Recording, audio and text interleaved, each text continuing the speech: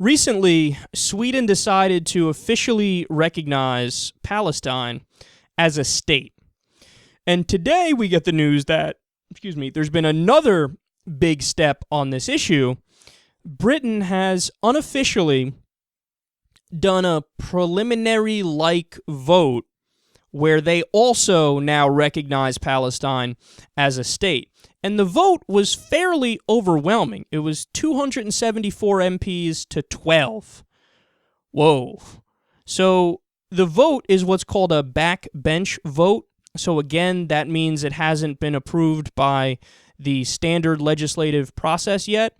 But either way, this is a big deal symbolically, and it changes the international dynamic on this issue a little bit. Now, you guys know my position. I've been very clear, very upfront from the beginning. I'm in favor of what I call the 50-50 two-state solution. You recognize Israel, they get UN recognition, they get full statehood status, but you also do that with the Palestinian territories, and it becomes Palestine, and they get UN recognition, full statehood status. And you do an actual two-state solution where we can have borders that are agreeable from a rational perspective. Now, the least I would accept is the 1967 borders, but in all seriousness, I would prefer the 1947 borders because that was the original idea. The original idea was that.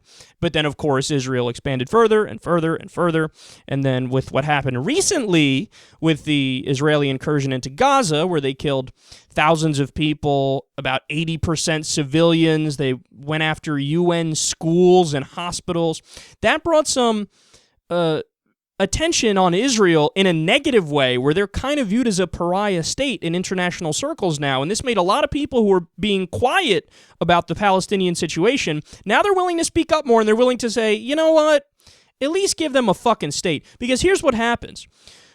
Leaders in the Palestinian territories, they'll meet with Israeli politicians, and they'll say, well, look, thing number one is we want a state as part of these negotiations, these peace negotiations. And then Israel says, no, fuck off, as Netanyahu and the Likud party have consistently done. Now, sometimes they give public statements where they say the opposite. Oh, we care about a Palestinian state, yada, yada. But behind the scenes, there's endless quotes of Netanyahu saying, we would never agree to that. We'd never agree to that. So they say no when they sit face-to-face with Israel, okay? And then, so what do? Well, certain factions in the Palestinian territory say, well, how about we just go to the UN and do this the peaceful way?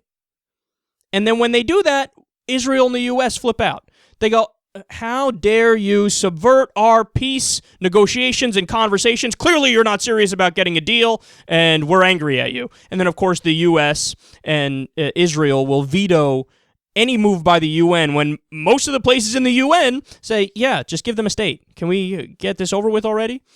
So understand, when they do it violently and you have the terrible factions in the Palestinian territories like Hamas step up and they start launching rockets and shit, that doesn't get anywhere, of course. But then when they try peacefully and they go through the UN to negotiate that way, well, that doesn't work out either because the U.S. and Israel spits in their eye.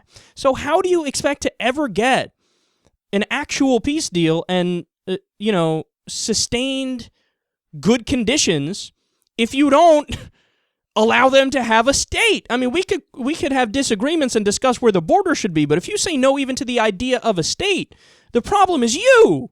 The problem is the U.S. and Israel for being obstructionist.